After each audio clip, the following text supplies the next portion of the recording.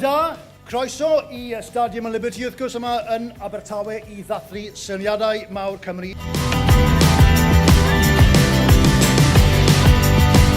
I think events like this are super important for Wales, in terms of showcasing the talent that we have in Wales and how entrepreneurial people can be when they're coming out of college, coming out of university, and really sort of embracing them and giving them a platform, I suppose, to really sort of be the best they can be. Fi yma heddiw gyda'r Q&A panel I siarad busnes gyda'r pobl ifanc a atebu cwestiynau bydden nhw'n cael yn dechrau busnes. Pan o'n i oedran yma yn yr ysgol, ges I ddim rhywbeth fel hyn, geswn I ddim lot o gyngor.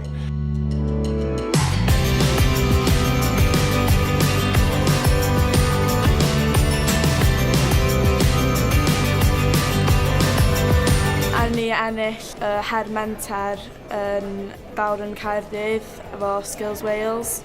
Oedd rhaid I ni meddwl am busnes sy'n helpu'r amgylchedd hefo lleihau plastig, so a ni'n meddwl am newid plastic milk cartons fewn I equipment sports, a wedyn da ni'n mynd I ysgolion wedyn. It's always brilliant to see young people with such enthusiasm and want to go on in life and become entrepreneurs or do something entrepreneurial. We're really proud to be involved because we're very passionate about supporting young people into exploring the next steps, be it setting up their own business or going on to other careers.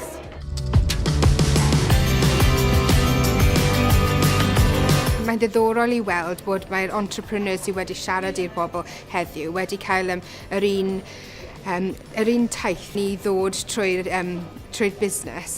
Mae cymorth o gwmpas I cymryd y busnesau ymlaen a I helpu bobl I aros yn busnes.